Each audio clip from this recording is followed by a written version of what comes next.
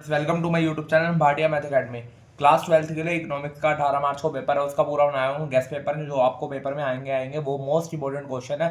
कितने मार्क्स का कौन से चैप्टर में आ रहा है, कुछ कैसा क्वेश्चन आएगा, पूरा इस वीडियो में डिस्कस करूंगा। वीडियो एंड तक देखना, वीडियो काफी इंपॉर्टेंट होने वाली है। आप तक दो पार्ट डालूंगा। जैसे मैंने मैथ में अकाउंट्स में गेस्ट पेपर डाला था, सारा पेपर क्लास 10th का मैथ का, क्लास 12th का मैथ का और अकाउंट्स का सारा वही क्वेश्चन आए थे जो मैंने बताए थे।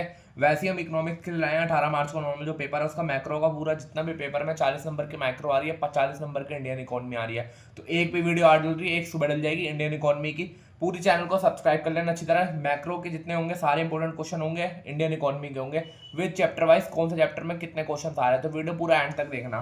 स्टार्ट करता हूँ सीधा, इधर उधर की बात नहीं कर रहा। गैस पेपर स्टार्ट करता है। जो पेपर मैं बता रहा हूँ ये क्वेश्चनों को अच्छी तरह कर लेना, इधर उधर के क्वेश्चन कुछ मत करो, बस ये वाले क्वेश्चन दे दो। मैं कह रहा हूँ, गारंटी कह रहा हूँ 60 से ऊपर आएंगे, 60 से ऊपर नंबर आएंगे, 80 में से। दोनों को कर लिए, माइक्रो के भी इंडियन इकोनॉमी के। जो चैप्टर बता रहा हूँ इसके मोस्ट इंपोर्टेंट क्वेश्चन को अच्छी तरह कर लो, इससे बाहर एक क्वेश्चन नहीं बनेगा, पहले ही बता रहा हूँ।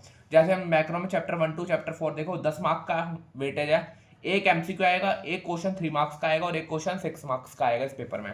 सबसे पहले हम सर्कुलर फ्लो ऑफ मनी कर लो, इनकम कर लो, टू सेक्टर इकोनॉमी की। इसका चार्ट कर लेना अच्छी तरह। चार्ट का क्वेश्चन बन सकते हैं, एमसीक्यू में भी आ सकते हैं चार्ट के फॉर्मेट, और एक नॉर्मल सिंपल क्वेश्चन भी आ सकता है। स्टॉक फ्लो का भी एक एमसीक्यू बन सकता है, कुछ भी बन सकता है कि नॉर्मल बता देंगे स्टॉक होगा, फ्लो होगा, उसमें बताओ। फाइनल गुड इंटरमीडिएटरी गुड्स कर लो, 3 मार्क्स में क्वेश्चन आ सकता है, मोस्ट इंपोर्टेंट क्वेश्चन है। डेप्रिसिएशन नॉर्मल रेजिडेंट और डोमेस्टिक टेरिटरी, इसके बारे में याद कर लो। नॉर्मल थ्योरीज की थोड़ी याद कर लो, काफी इंपॉर्टेंट है, 3 मार्क्स में क्वेश्चन आ सकता है। जीडीपी और वेलफेयर एक्सटर्नलिटी के, इसको भी अच्छी तरह याद कर लें। जो बता रहा हूँ इससे क्वेश्चन एक बाहर नहीं बनेगा, बार बार बोल रहा हूँ। क्लास 10th में बताया था, 12th में बताया, इससे बाहर एक क्वेश्चन नहीं बनेगा। इसको अच्छी तरह करके चलो जाए, इससे बाहर कोई क्वेश्चन नहीं है। जीडीपी एंड वेलफेयर अगला, real GDP and normal GDP most important लिखा है, मतलब ये पेपर में आएगा। रियल जीडीपी और नॉर्मल जीडीपी में क्वेश्चन आएगा 3 मार्क्स में, लिख के ले लो। न्यूमेरिकल और प्रिपरेशन क्वेश्चन कई 2-3 साल से क्या हो रहा है, नॉर्मल न्यूमेरिकल सारे उसके साथ ऑप्शन में आ जाता है प्रिपरेशन। तो न्यूमेरिकल्स तो आपको प्रैक्टिस करने हैं, income method, expenditure method, value added method, operating surplus के सारे न्यूमेरिकल करने हैं, काफी सारे इंपॉर्टेंट है। पर प्रिकॉशंस याद कर लेना। प्रिकॉशंस आ सकते हैं इंडियन नॉर्मल प्रिकॉशंस आ सकते हैं, income method, expenditure method, value added के। प्रिकॉशंस आ रही है 3 मार्क्स में बन रही है, तो इसलिए प्रिकॉशंस याद कर लेना। कई स्टूडेंट्स खाली न्यूमेरिकल का चैप्टर 4 में, पर उसको ये प्रिकॉशंस भी याद कर लेना, मोस्ट इंपॉर्टेंट क्वेश्चन है ये वाला।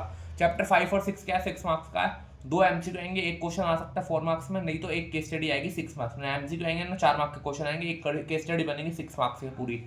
एमसीक्यू इसके ऊपर आ सकता है मनी सप्लाई के लिए, M1 क्या, M2, M3, M4, इनके ऊपर एमसीक्यू आ सकता है। एमसीक्यू और क्या आएगा, फीचर ऑफ मनी का, फीचर ऑफ मनी का आ सकता है। Function of RBI most important question, ये भी लिख लो, इसमें से एक क्वेश्चन बनेगा, मोस्ट इंपोर्टेंट क्वेश्चन है। फंक्शन आरबीआई की आ सकता है, सीधा डायरेक्ट क्वेश्चन उठेगा 4 मार्क्स में, इसलिए एमसीक्यू नॉर्मल फंक्शंस कर लेना आरबीआई की। और क्या आ सकते हैं, working of money multiplier, working of investment multiplier, इसको अच्छी तरह कर लेना, ये भी मोस्ट इंपोर्टेंट क्वेश्चन है।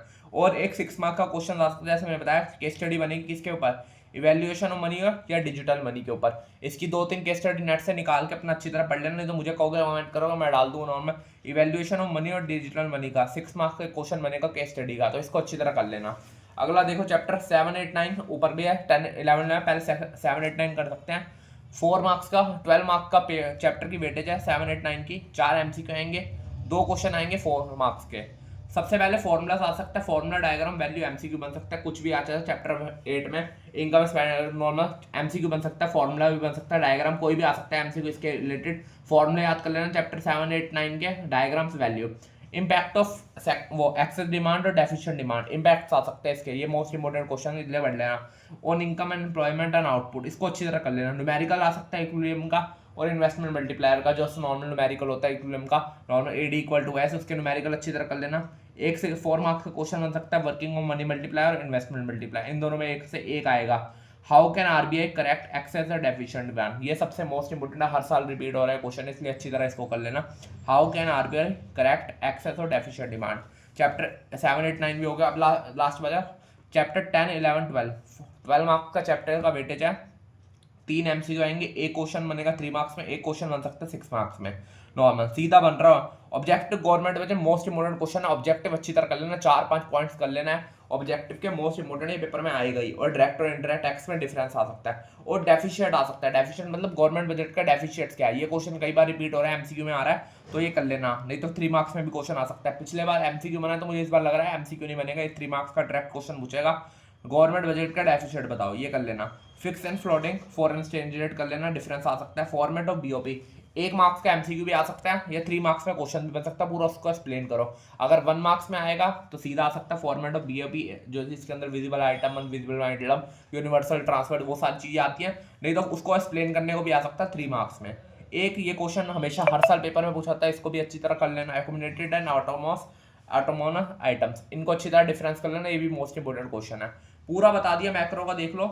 12 12 24 24 और 6 30 और 10 मार्क्स का चैप्टर 1 40 मार्क्स का मैक्रो गैस पेपर लीक कर दे, इससे बाहर एक क्वेश्चन नहीं आएगा। पेपर देके आओगे, चेक कर लेना मैक्रो में से इनमें से एक क्वेश्चन भी बाहर बन जाए, क्या गारंटी कह रहा हूँ, एक क्वेश्चन बाहर नहीं बनेगा। मैथ के जो बताए थे 50 क्वेश्चन इंपॉर्टेंट क्वेश्चन, इंटीग्रल्स का इतना बड़ा चैप्टर था, जिन्होंने मैथ दी होगी इतना बड़ा चैप्टर था, हमने एक वीडियो डाल दी, इसके अंदर 5 क्वेश्चन थे, 5 में से एक क्वेश्चन उठ के आ गया था नॉर्मल डायरेक्ट सीधा सेम। तो इसलिए अच्छी तरह इन क्वेश्चनों को कर लेना, इससे बाहर इकोनॉमी में एक क्वेश्चन बाहर नहीं आएगा। मैक्रो का वीडियो डाल चुकी है, 40 नंबर की वीडियो डाल दी है, पूरी अच्छी तरह कर लो। एक सुबह इंडियन इकोनॉमी की वीडियो आ जाएगी, उसको अच्छी तरह कर लेना। बस कह रहा हूँ 60 से ऊपर मार्क्स आएंगे आपके इकोनॉमिक्स में, तो इनको अच्छी तरह कर लेना। बार बार बोल रहा हूँ, सारे चैप्टर का स्क्रीनशॉट ले लो एक एक करके, एक स्क्रीनशॉट, दूसरा यहाँ पे, तीसरा ले लो एक स्क्रीनशॉट, एक चौथा, चार पार्ट में डिवाइड करा, पूरी बुक खत्म। बस इनको अच्छी तरह कर लेना।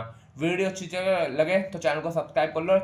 अगर दूसरा पार्ट चाहिए तो मुझे कमेंट कर देना। अगर 20 से ज़्यादा कमेंट आ गए तो मैं 10-15 मिनट वीडियो दूसरे पार्ट्स के भी डाल दूंगा। 20-25 कमेंट आ गए, गैस पेपर है, मजाक नहीं है। 60 में से ऊपर नंबर आएंगे, 60 से। ये सारे क्वेश्चन अच्छी तरह कर लेना। बस, थैंक यू।